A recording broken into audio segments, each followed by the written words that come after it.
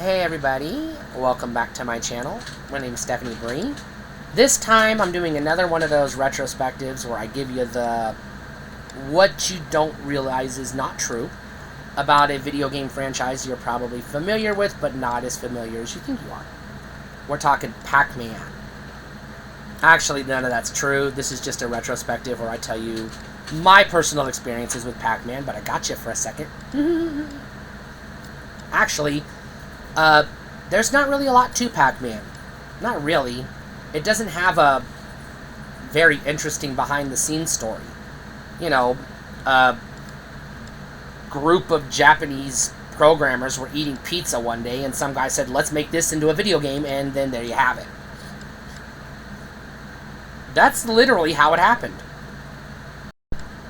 Now, my personal experiences with Pac Man go all the way back to the beginning. Not the beginning of Pac Man, because he was created before I was born, only just slightly. He was created in 81, I was born in 82, but, you know, an infant isn't going to be playing video games. Not likely. I mean, no, not even at all. Well, not yet. Maybe when we get a better grasp of AI and VR and AR, but we're not there yet. But, I can definitively say my very first memory of playing any video game ever was going to a bar with my dad and sitting at the table and playing the cocktail version of Miss Pac Man. So I was introduced to the concept of Pac Man by way of what is essentially an unauthorized ROM hack. Yeah, I know. That's a story for another day. Go check out Norm, the gaming historian. He'll give you the 411. And if you don't know what that means, Google it.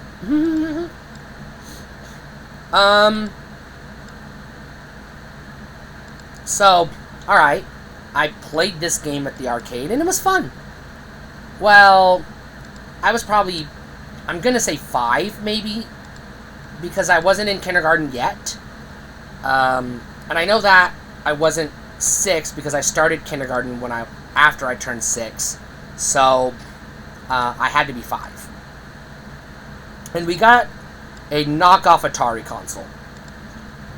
It was technically made by Coleco, and it was called the Gemini, but it could play Atari 2600 games.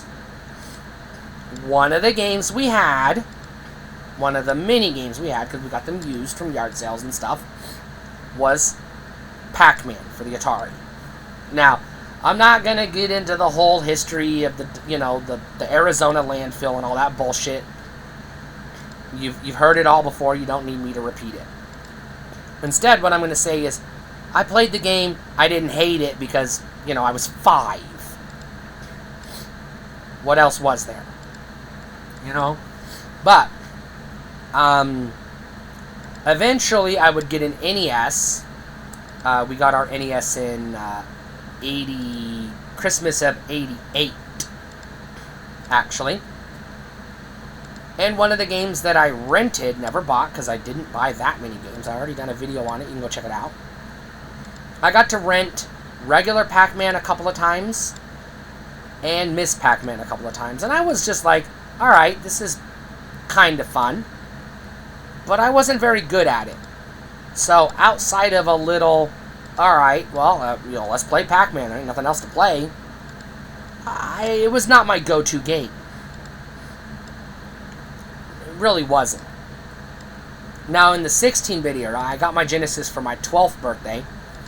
So, in the 16-bit era, I was all in on Sega, all in on Genesis, and then I got my SNES in 96. And I finished the 90s playing 16-bit Genesis and Super Nintendo. So, I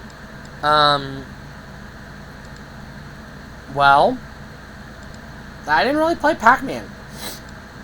There was a Miss Pac Man cartridge on both of those consoles, released pretty late in its life.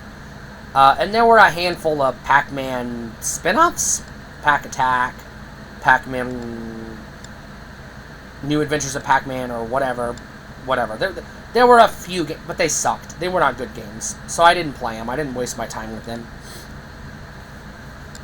In 2000, for my 18th birthday, I bought a Sony PlayStation 1 and a Nintendo 64, both consoles on the same day, because I had a job. I lived at home, just got out of high school. I had money to spend. I was going to buy games, because, you know, I could afford it back then. And they were a lot cheaper than they are now. So,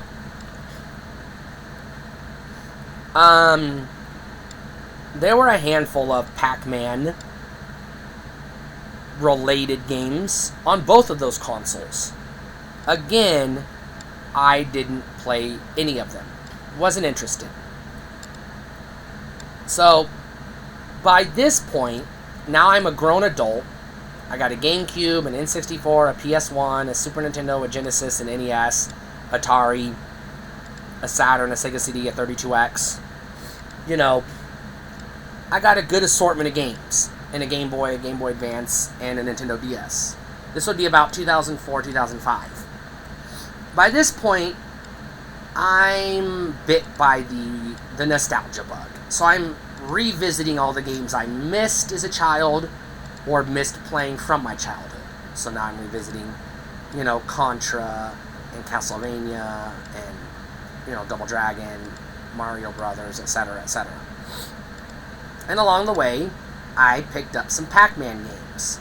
Pac Man World 2 for the GameCube, because I was all in on GameCube. Pac Man World 3 / Pac Man Versus, also on the GameCube, because, like I said, I was all in. So I had the Game Boys, I had the link cables, I had the Game Boy player, etc., the e-reader, etc. I had it all. I was all in. And, they were okay games. They were nothing special, but they were playable. And I picked up, like, a couple of Pac Man carts on the GBA, and a couple of Namco museums. One on the GBA, one on the Game Boy. I mean, the GameCube, excuse me. I got a Wii, and eventually downloaded the NES ROMs of Pac Man and Miss Pac Man. And I started playing the games a little bit more in the Wii era, because, again, heavy nostalgia. The Wii didn't have a lot of good. It had a shit ton of games, just not a lot of good games. And I was spending way too much money on Virtual Console, on a bunch of ROMs I had sitting on my hard drive that I got for free from elsewhere. I know, I was stupid, but whatever. Now, I had Pac Man and the Ghostly Adventures and Pac Man and the Ghostly Adventures 2 on the Nintendo Wii U, because I went in on the Wii U just months after the launch, and I needed fucking games to play. Goddamn thing had no games, so I bought every game that came out because I had to have something to fucking play. I ended up with a lot of rubbish and a handful of decent games and a few good top quality games, but they were few and far between. A lot of crap. Those Pac Man games didn't do it for me. I do not own any Pac Man merchandise or memorabilia. I don't own any bed sheets or dolls or plushies or board games or action figures or none of that. Would I? Maybe. I have had the Pac Man board game, Pac Man Math card game, and Miss Pac Man board game at different points in my life in the past for different reasons. Usually I saw it at a yard sale or a Goodwill and I just bought it on a whim, because the price was right. It was like $2, fine, I'll buy it, whatever. Nothing I would seek out, but, you know, I come across it, the price is right, I got the money, sure, why not? So I did that from time to time. Now, I do have Miss Pac Man on my PS4, on my phone, my tablet, my laptop, and a few other places. Because as time went on, I started to figure out that I actually prefer Miss Pac Man to regular Pac Man. And I also started to figure out that I prefer the actual arcade version versus the home ports and the modern remakes and remasters. Now, that's a long way for me to say I have limited experience with Pac Man as a character or as a franchise, but I still really love the character and the games because they're pretty fun. And I still recognize his importance in history, his impact on gaming, and everything else. And I really love Miss Pac-Man. I did revisit Pac-Man World 2 on the GameCube 2 or 3 years ago. And, yeah, I think overall, I would say I'm a fan of Pac-Man as a whole. It's not my go-to game franchise, but it's still pretty important to me overall.